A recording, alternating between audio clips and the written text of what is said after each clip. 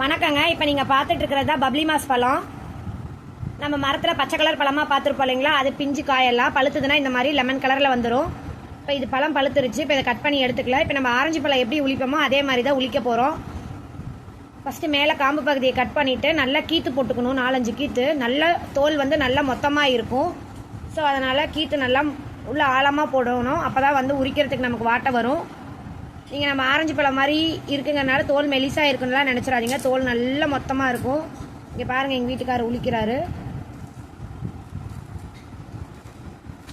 பாருங்கள், தோல் எவ்வளோ மொத்தம் இருக்குன்னு.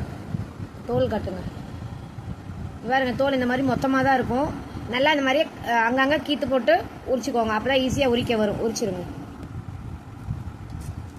இந்த பழம் வந்து எல்லா பக்கமும் கிடைக்குமானா எனக்கு தெரியலைங்க. நாங்களே இது வந்து ரொம்ப ரேராக தான் எங்கள் பக்கமும் கிடச்சிது.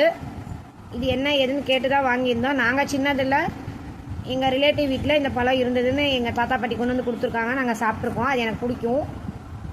அதனால் இது பேர் எனக்கு ஈஸியாக தெரிஞ்சிச்சு. ஆனால் இதுக்கு வந்து நிறையா ஹெல்த் பெனிஃபிட்ஸ் இருக்குதுன்னு சொல்கிறாங்க. நான் இப்போ பாருங்கள், நல்லா ஆரஞ்சு பழம் மாதிரி தோல் உளிச்சாச்சு. இதுக்கு மேல் ஸ்கின்ல ஏறி நம்ம கத்தி வச்சு தான் எடுக்க முடியும். கையில் வச்செல்லாம் நம்மளால் எடுக்க முடியாது. எல்லாம் இந்த மாதிரி ரிமூவ் பண்ணி எடுத்துக்கலாம். இப்போ இங்கே பாருங்கள், எல்லாம் இந்த மாதிரி கத்தி வச்சு உரிச்சு எடுத்தாச்சு. இப்போ பழத்தை ஓப்பன் பண்ணிடலாம். எப்பயும் போல் ஆரஞ்சு பழம் உரிக்கிற மாதிரி தான் உரிக்கணும். பாருங்கள், பிங்க் கலரில் இருக்குது. சொல்ல பாருங்கள், பேபி பிங்க் கலரில் இருக்குது. இதை உரிச்சு காட்டுறாங்க பாருங்கள். அதே கத்தி வச்சே உரிங்க.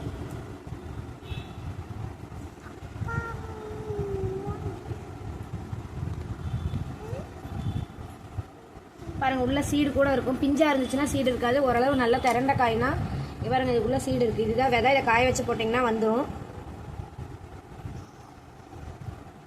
பாருங்க, பேபி பிங்க் கலரில் இருக்குது இல்லைங்களா, இதுக்கு பேர் தான் பப்ளி மாஸ். இதோட டேஸ்ட்டுன்னு பார்த்தீங்கன்னா புளிப்பும் இனிப்பும் கலந்த மாதிரி இருந்துச்சு. வித்தியாசமாக இருந்துச்சுங்க.